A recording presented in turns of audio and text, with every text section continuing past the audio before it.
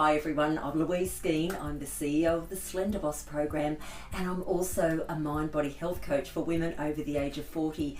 And today's topic really excites me because so many people don't really want to talk about it because of the consumption of coffee in their lives and how much they rely on coffee in their lives. But it is a topic that we need to talk about because the question is, how good is coffee actually for you? Because you hear so many conflicting reports about coffee, which one's true? So I'm here to talk about the facts around coffee, and so you can have more insightfulness into your decision making as to whether you'd like to drink coffee or not.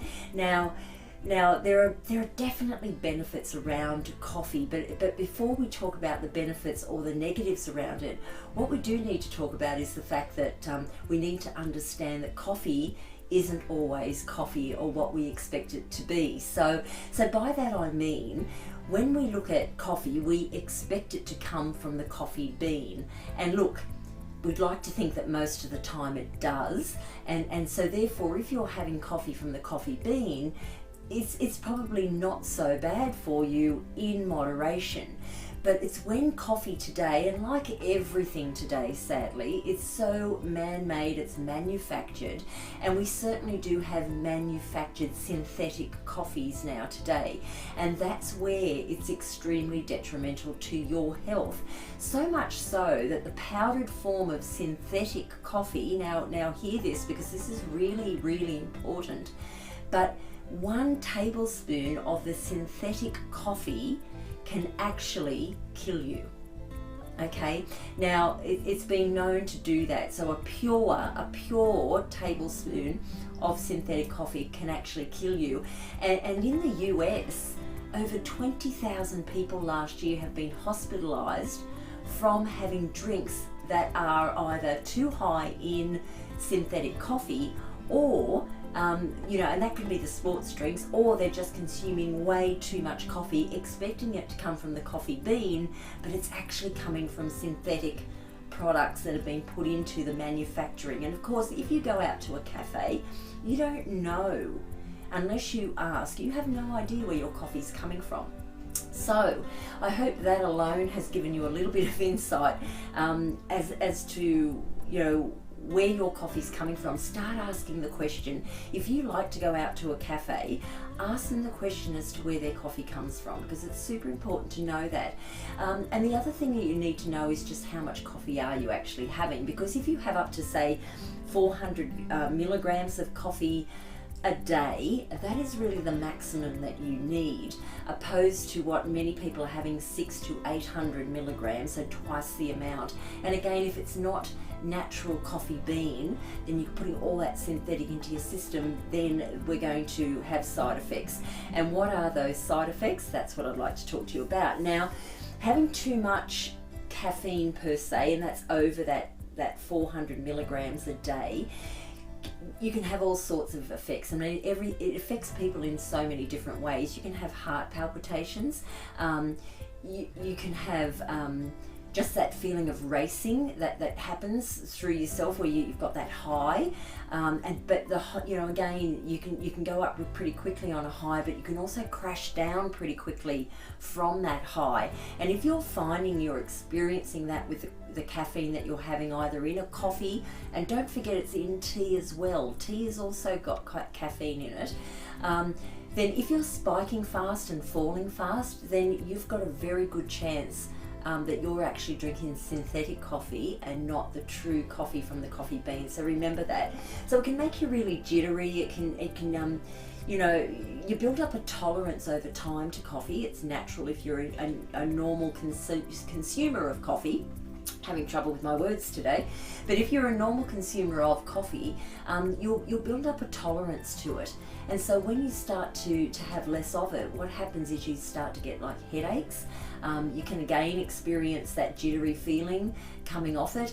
It's just not nice. You're not in control of your own body at that point, and that's where you've got to start to question how much are you having and how much do you really need. Now look, there are positives to it in the sense that, you know, they say, the experts say that it can spike your performance in sport. Again, I'm concerned personally about that statement, purely because how much do you need to have in order to spike your performance in an athletic sport?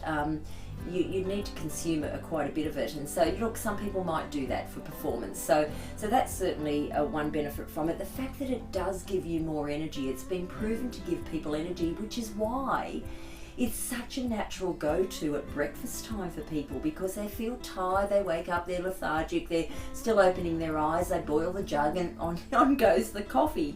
And that's understandable, because again, once they've had that cup of coffee, the warmth goes through them, but on top of that, they get that energy feeling, so that alertness comes up, and then they feel as though that's their go-to fluid of a morning, and you can see how that happens.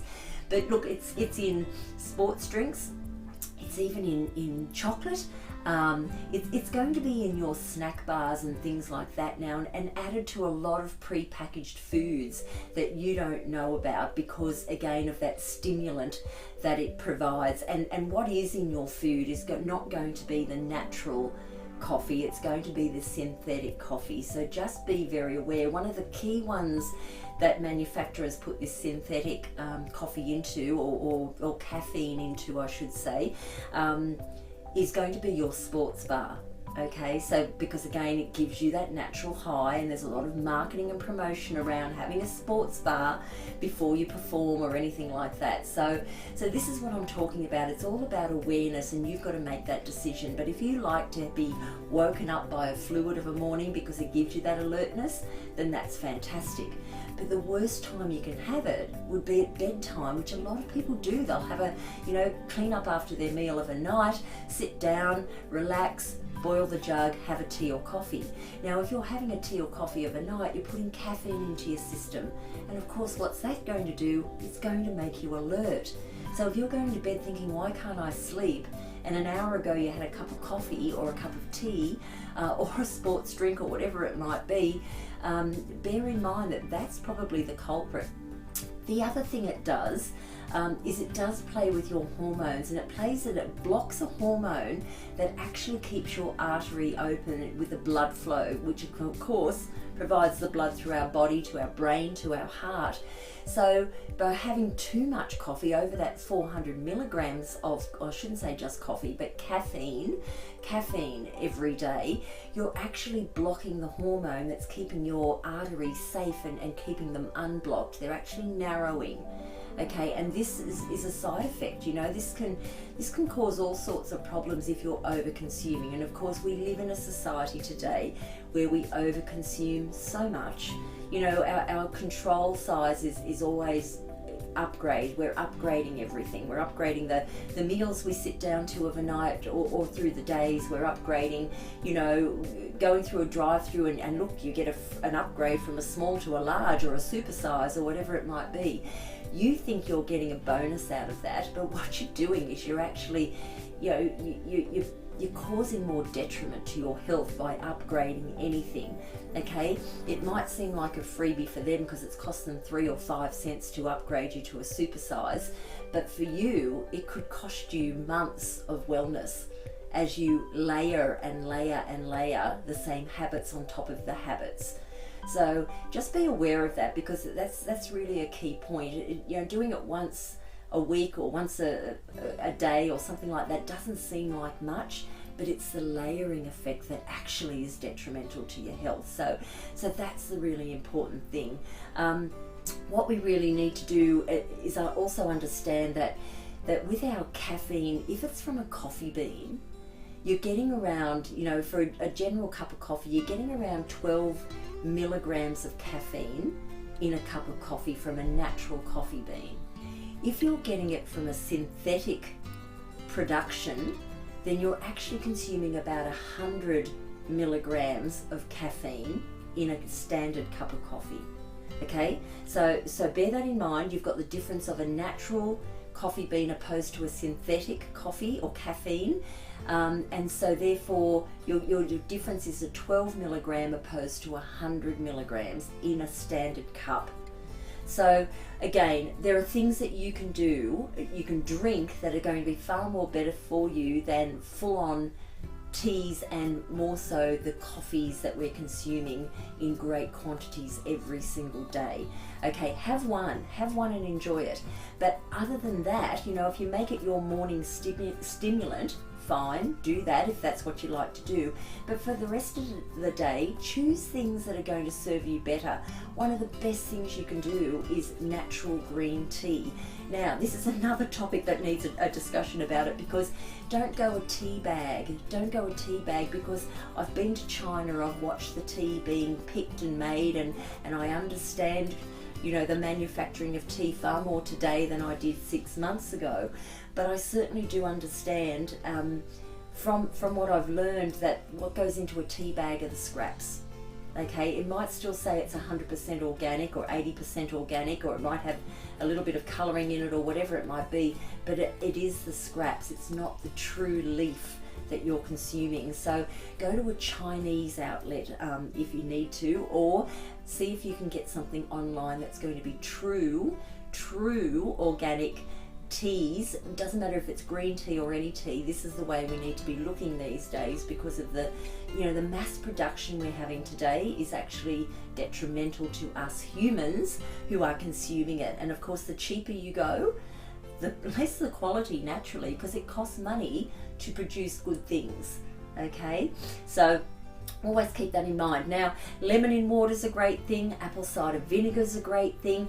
Turmeric or turmeric, however you pronounce it, with some almond milk is also a nice pick-me-up of a morning. Maybe sprinkle some nutmeg on top. So that's a really nice go-to of a morning as well. Far better choice for you. Won't spike you, won't play havoc with your heart or palpitations. But it's also a great thing of a night to have that turmeric one with warm milk, or almond milk, because again, with almond milk, what you need to understand is, if you look at the packaging of your almond milk, I mean, we have this visualization that we've got, I don't know, maybe 80% almond milk and a little bit of water in there, but we've actually only got between 1 and 3% of almonds in there. The rest of it's water. Okay, water and milk. So really, you're getting such a small percentage of it as almond milk, but definitely it's a great go-to to pop into a mug with some turmeric, warm it on up, shake it up, however you do it, and then add some nutmeg on top. Nice choice on that one as well. Okay, so lots of better choices, and of course you can't go past water. That's going to be your best choice. Water, water, water all the time, because that's what our bodies are made of. So if you want to be the best version of yourself, if you want to live in good health, okay, just bear in mind and now make a decision around your coffee or caffeine, tea, those things that you're drinking with caffeine and eating with caffeine. Read your labels. What's got caffeine in it that you don't know about? Okay, because it is going to be a synthetic in our foods opposed to a natural, unfortunately. So that's my chat to you today, and I hope you got some value out of that. It's something we really need to be aware of. But thank you for joining me yet again. If you want to know more health tips, if you want to know about exercise and recipes and anything at all about fitness and health and women's wellness, then please look me up. I've got podcasts and blogs and all sorts of stuff on my website, louiseskeen.com. Thanks for joining me, and I'll see you on my next episode. Bye for now. Thanks for watching. I hope you subscribe to my channel and follow me on social media plugged in on your screen right now. Thank you, and stay healthy, stay happy.